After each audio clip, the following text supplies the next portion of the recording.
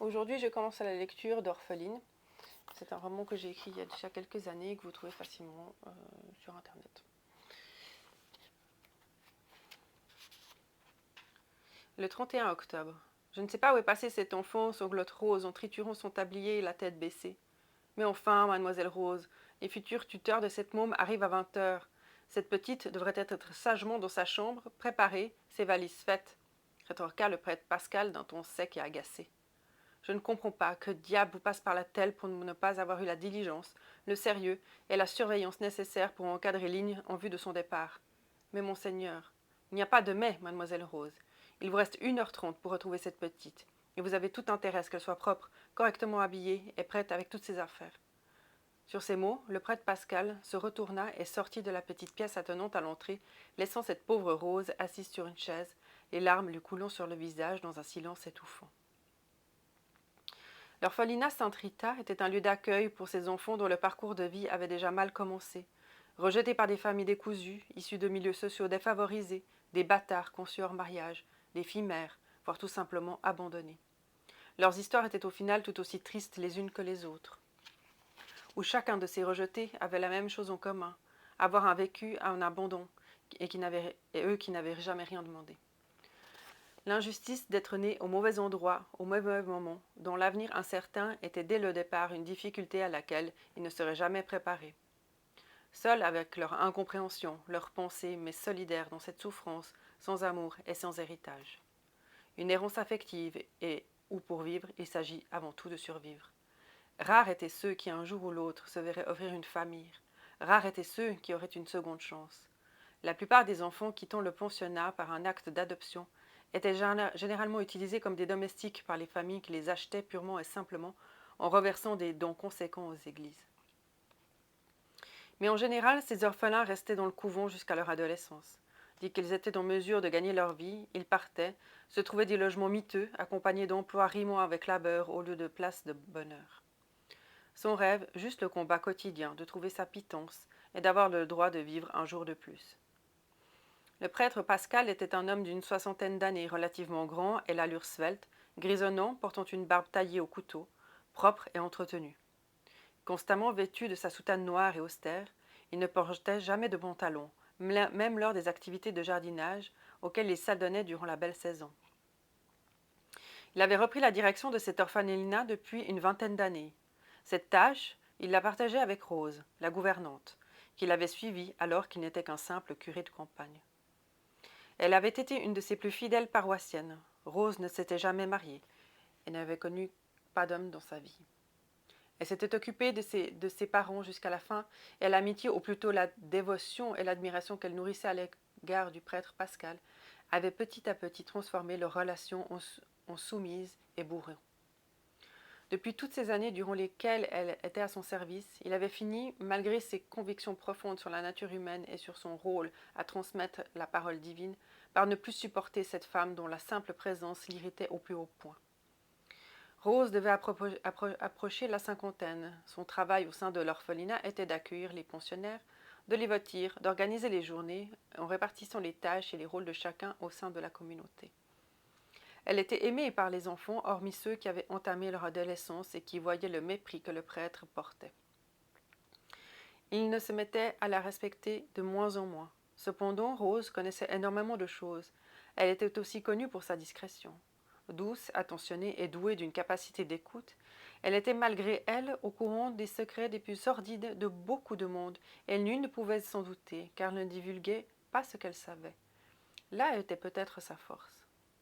Madame Mathieu, la cuisinière, venait tous les matins. Elle préparait le repas du midi et la soupe du soir, et ce, tous les jours de la semaine. C'était une femme forte et corpulente, malgré mal fagotée, toujours flanquée de son éternel tablier souillé par la crasse qu'elle ne lavait jamais. Elle portait ses cheveux blonds cendrés courts, dont on ignorait s'ils étaient de cette couleur par manque d'hygiène ou s'ils étaient réellement aussi fades. Quant à son visage poupon, il était couvert de duvets de poils qui la rendaient presque sympathique au premier abord. Cependant, elle avait une sainte horreur des enfants, de leur agitation, l'agitation de ces derniers le lui rendait bien. Elle ne parlait que pour donner des ordres. Sa cuisine était son sanctuaire, tout était à sa place, Elle prenait un malin plaisir à dénigrer tous les enfants qui venaient à tour de rôle l'aider en cuisine. Elle ne supportait pas que quelqu'un ait un tant soit peu plus de créativité qu'elle en entreprenant ou qu'il essaie de modifier une quelconque recette. Elle devenait totalement hystérique et il lui arrivait parfois de lancer quelques ustensiles au travers de la pièce, provoquant de temps à autre des conflits, lesquels obligeaient le prêtre à intervenir. Madame Mathieu ne vivait, Dieu merci, pas sur place. Elle était mariée et elle n'avait là encore, fort heureusement, pas eu d'enfant. Son mari était quant à lui handicapé suite à un accident de travail, lorsque la charrette qu'il conduisait s'était retournée sur lui en pleine descente.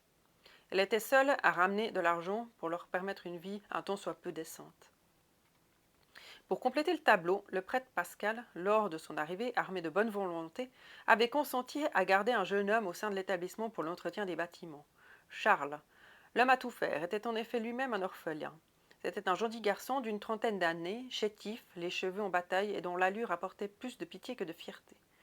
Doté d'une intelligence limitée, obéissant au doigt à l'œil aux directives du prêtre et de Rose, il ne faisait pas de vagues et restait la plupart du temps enfermé dans sa solitude.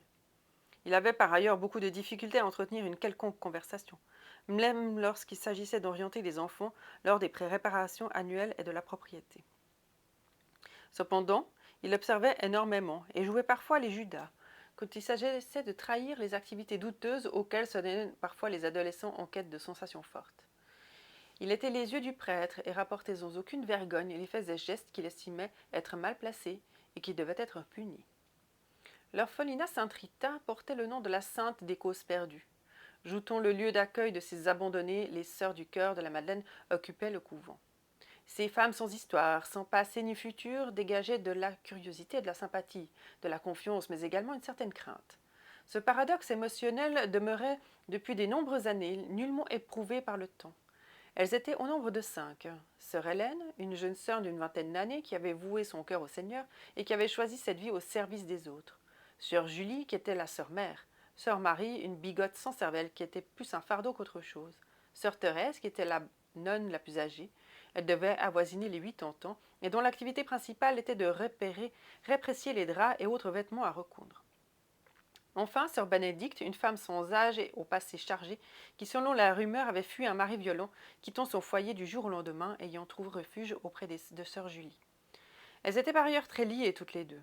Toutes ces femmes passaient leur journée à entretenir le couvain, le jardin, le potager, la partie de la propriété qu'elles occupaient, faire les lessives, et tout ceci entre leurs obligations les liant à leur dévotion religieuse et à leurs prières. 2 douzaines d'enfants vivaient dans cette résidence. Les filles, jusqu'à leur 10e anniversaire, étaient toutes dans un dortoir. Puis dès que la puberté faisait ses premiers signes, les sœurs les hébergeaient au ministère et les tâches domestiques leur étaient attribuées en guise de paiement de leur loyer. S'agissant des garçons, eux, étaient placés sous la surveillance du prêtre Pascal, qui leur enseignait durant les heures où les filles faisaient leurs devoirs domestiques l'art des outils, des armes et bien entendu un enseignement religieux rigoureux accompagnait chacune de ces tâches. La bâtisse était un immense mention dont une grande majorité n'était d'ailleurs plus occupée. Seule la partie centrale l'était. Au rez-de-chaussée se trouvait le hall d'entrée, un espace très aéré, avec de chaque côté des petites pièces aménagées en bureaux. Au centre se trouvait l'escalier principal menant au dortoir et aux chambres individuelles. Derrière l'escalier, 2 portes. L'une donnait sur le réfectoire et l'autre permettait l'accès sur une volée de marches menant aux cuisines et aux caves. De l'autre côté était aménagée une salle de cours. Cette bâtisse avait été jadis un sanatorium pour les gens atteints de la tuberculose au XVIIIe siècle. Elle avait été ensuite désaffectée puis occupée par des jésuites. Le pensionnat et le couvent des sœurs furent aménagés dans les courants des années 1850, coïncidant ainsi avec le début de la guerre des nations. Cette immense propriété était située proche d'une forêt, isolée, à l'abri des regards. Elle fut édifiée par choix dans cet environnement lors de sa première affectation. L'allure de la maison était impressionnante, voire pour certains sinistre. Cette bâtisse imposante, avec son entrée aux 4 piliers, ses toitures, ses moulures, ses fenêtres gothiques et ses cheminées démesurées et recouvertes de lierre grimpant, ressemblant à des pattes d'araignée, enfermant l'enfer dans leurs gigantesques griffes.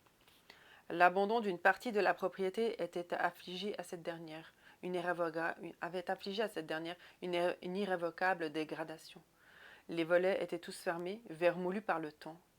L'entretien y était de plus en plus sommaire, et l'allure de ruine encadrait la partie encore active, qui apportait une atmosphère diabolique où la puanteur d'une malédiction transperçait de toutes parts. La demeure était enrobée de forêts et de jardins, d'un accès passé par un seul et unique chemin serpentant au travers des bois.